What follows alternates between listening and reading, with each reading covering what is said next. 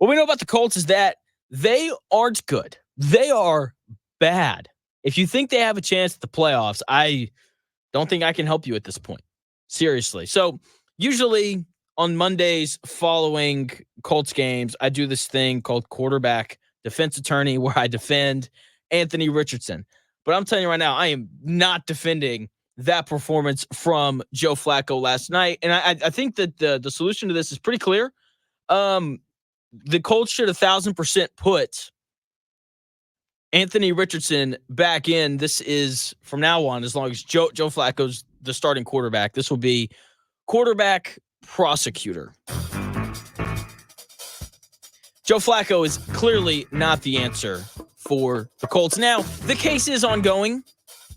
Because the Colts do have 8 games left. I'm an honest guy. There's time for them to turn it around. Okay, Vikings, that's a good team, right? They had the 30th ranked pass defense in the NFL coming into that game. Yeah, great defense over there, right? If they beat the Bills on Sunday, the Colts, then all these concerns I'm about to list will go away.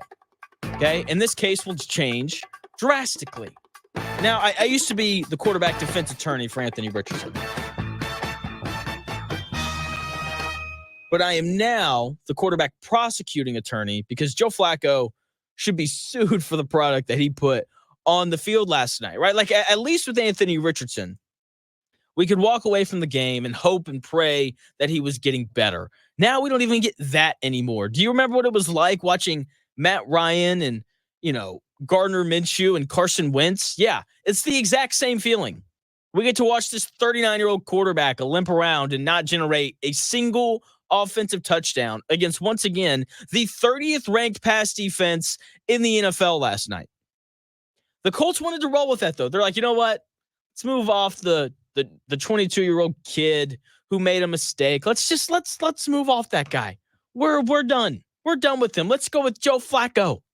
And a lot of people got excited. There were definitely people out there like myself who were, way more in the boat, way more preferred Anthony Richardson. But there were some Joe Flacco people out there who got so excited. Everyone told me, Jonathan, Joe Flacco's the answer. Jonathan, Joe Flacco's the savior. He's going to take this Colts team to the playoffs. I was watching, the ESPN show, whatever, and Rex Ryan, former NFL coach, was like, hey, if Joe Flacco plays quarterback, then they're going to make the playoffs. And I'm sitting here, I'm like, no, they're not. The Colts savior last night was awful. He completed 59% of his passes, which isn't good, for 179 yards. That's not very good. He didn't throw a touchdown. He didn't lead the team down the field to score any touchdowns, as a matter of fact. He threw a horrendous interception, had 2 more passes that probably should have been picked, and was part of an exchange that led to a fumble. I tried to tell everyone that Joe Flacco wasn't very good. I know what he did in Cleveland last year. Oh, Jonathan, but Cleveland last year, right? And that whole experience hypnotized a lot of people into thinking that he was the solution for the Colts. The people hypnotized by Joe Flacco's success in Cleveland last year have ignored 2 very important facts about that Cleveland team last year. One, they ran the crap out of the football, and they had one of the best defenses in the NFL. They also ignored the fact that Joe Flacco didn't play very well in Cleveland last year. 8 interceptions in 5 games isn't good. I don't care about how many touchdown passes he threw. He threw 13, by the way. That's a touchdown to interception ratio of less than 2-1. That's not very good. And guess what his career touchdown to interception ratio is? It's less than 2-1. Very good. Very good. In what world was this inconsistent quarterback, which is what Joe Flacco has been for the majority of his career, and what world was that going to be the answer for this Colts team? Like, it wasn't. It was never going to be the answer. Now, look, once again, there's 8 games left. Maybe we're all overreacting. Maybe the Colts beat the Bills next week and Joe Flacco throws for 350 yards and 4 touchdowns. And then I've got my foot in my mouth next week on Monday. That is 1,000% a possibility. But watching that game last night against, once again, the 30th ranked pass defense in the NFL, it's not exactly off to a good start. Okay, the Colts had their lowest yardage output of the year last night, and their second lowest yardage output in a game was the last game that Joe Flacco started against the Tennessee Titans. Okay? I'm sorry. Joe Flacco's just not very good. There's a reason why he's been, a quarterback for 5 different teams in the last 7 years. Okay? Here's the main thing, though. Here's the thing that told me Joe Flacco wasn't very good anymore. The Colts were the only team in the offseason to offer him a contract. I think I know a lot about football. I watch every game, literally every game, every Sunday, and I watch every major college football game on Saturdays. I've been doing that for the last 6 years of my life. Okay? I've learned a lot watching all of these games. Probably too many games, to be fair. I probably would have had a better social life in college if I wasn't sitting on my couch alone eating barbecue every Saturday watching football. The biggest thing that I've learned, though, is that teams tell you what they think about a player. Okay? I remember, if you remember the Washington and Indiana game 2 weeks ago, right? It's Indiana's first possession. It's 3rd and 8. And what'd they do? Right? Instead of allowing Taven Jackson, backup quarterback, instead of letting him drop back and throw the ball past the sticks and really give themselves a chance at converting the 3rd and 8, they ran a wide receiver bubble screen. As soon as that happened, I was like, Indiana, Kurt Signetti, whoever's calling plays, clearly do not trust Taven Jackson to throw the ball down the field. Teams will tell you what they think of players. And in this case, when it comes to Joe Flacco, 31 general managers in the NFL looked at Joe Flacco. They looked at Joe Flacco and decided he wasn't good enough to be their backup quarterback.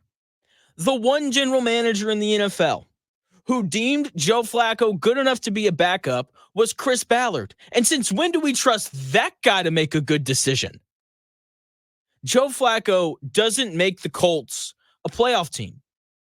Okay? Like this roster, it's not very good. Okay? This Colts roster hasn't been a playoff team with journeyman quarterbacks. And that's what Joe Flacco is. Once again, in the last 7 years, he's played quarterback for 5 different teams. This guy is not the answer. He's not. Put Anthony Richardson back in. At least learn something this year if you're going to miss the playoffs, because that's what's going to happen to the Colts. They are not going to make the playoffs with Joe Flacco as their starting quarterback. Once again, in the last 6 years, the Colts have made the playoffs twice. Once with Andrew Luck, who was a really good quarterback, and once with Phillip Rivers, who had a long career and was a really good quarterback. This is not a playoff roster around whoever is playing quarterback. So put Anthony Richardson in. Figure out if he can be your future or not. Figure out if he can learn. Figure out if he's going to get better. Because 10 games, not even 10 full games, only 7 full games is not a big enough sample size to know whether or not he's going to develop into a franchise quarterback. And the other thing is the Colts aren't any better with a backup versus with Anthony Richardson. The Colts are 5-5 in the games that Anthony Richardson has started. The Colts are 8-8 in the games that Joe Flacco or Gardner Minshew have started. In the games that Richardson is starting, they're averaging 22.9 points a game. And the ones with Gardner Minshew or Joe Flacco, they're averaging 22.8 points per game. This team isn't any better with Joe Flacco. They aren't. They are not a playoff team. Okay, they made the playoffs twice in the last 6 years, once with Phillip Rivers and once with Andrew Luck. Every journeyman quarterback the Colts have brought in to quarterback this team with this roster, because it hasn't changed, hasn't made the playoffs. Why did people think it would be different with Joe Flacco? It's not going to be. And last night, I think was perfect evidence of that. Once again, the lowest yardage output and the lowest scoring total from the Colts team this year. Okay? Joe Flacco clearly isn't the answer.